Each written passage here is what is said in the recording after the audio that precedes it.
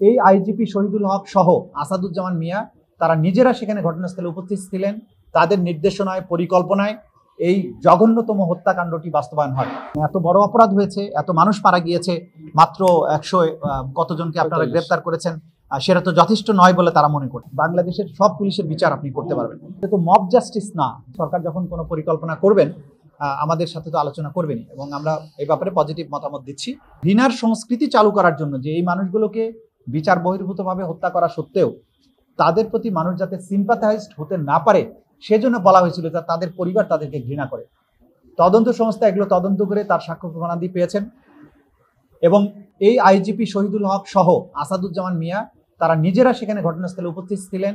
তাদের নির্দেশনায় পরিকল্পনায় এই জঘন্যতম হত্যাকাণ্ডটি বাস্তবায়ন হয়, এবং এই ধরনের জঙ্গি নাটক সাজিয়ে মানুষকে হত্যা করার তারা একটা কালচারে পরিণত করেছিলেন, এবং সেই কালচারের ধারাবাহিকতায় বাংলাদেশের বিভিন্ন জায়গায় অনেকগুলো ঘটনা এরকম ঘটেছে। সে কারণে এটা একটা মানবতা বিরোধী অপরাধ হিসাবে গণ্য করে এর বিরুদ্ধে তদন্ত শুরু হয়েছে। তদন্তর প্রক্রিয়ার কাজ চলছে, অনেক সাক্ষী আমরা ইতিমধ্যে পেয়েছি।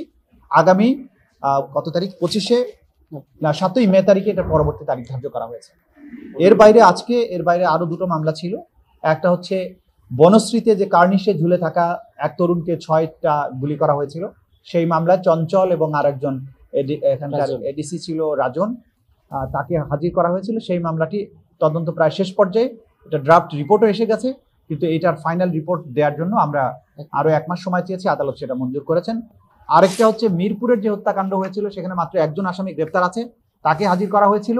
সেখানে আরো বিস্তৃত পরিসরে তদন্ত দরকার, সেজন্য 3 মাস সময় চাওয়া হয়েছে, আদালত সেটা মঞ্জুর করেছে। এত বড় অপরাধ হয়েছে, এত মানুষ মারা গিয়েছে, মাত্র 100 কতজনকে আপনারা গ্রেপ্তার করেছেন, সেটা তো যথেষ্ট নয় বলে তারা মনে করছেন।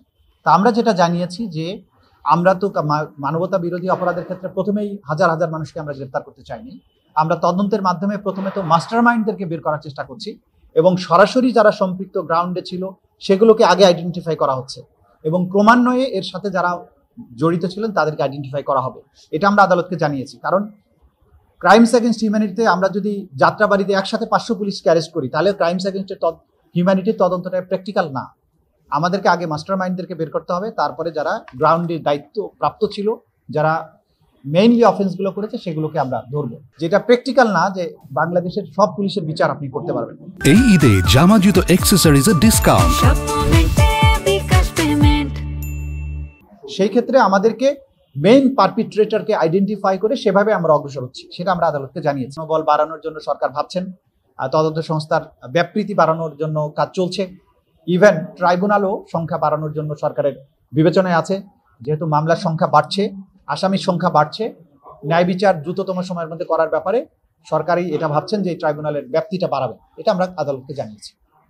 ভাই, আপনারা কি আরেকটি ট্রাইব্যুনাল বাড়ানোর বিষয়ে সরকারের সাথে কোনো যোগাযোগ করেছেন? সরকারই চিন্তা ভাবনা করছেন। ডেফিনেটলি শহীদ পরিবারের অধিকার আছে, তারা দাবি করবেন, বিচার চাইবেন, আসামিদের গ্রেপ্তার চাইবেন, খুবই স্বাভাবিক। সুতরাং তারা তাদের গণতান্ত্রিক অধিকারের জায়গা থেকে, তারা তাদের বেদনার জায়গা থেকে দাবি জানাবেন, এটা নিয়ে কোনো সমস্যা নেই, দাবি জানাতেই পারেন।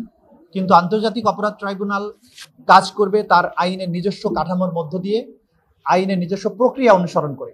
আমরা যেমন দ্রুততম সময়ের মধ্যে মানুষকে ধরে এনেই তো এখানে, এটা তো মব জাস্টিস না যে আমি চাইলাম ধরে নিয়ে আসলাম, বা অথবা ম্যাজিস্ট্রেটরা যেটা করে, ওই কি বলে এটা, মোবাইল কোর্ট, এটা তাৎক্ষণিক বিচার তো এটা না।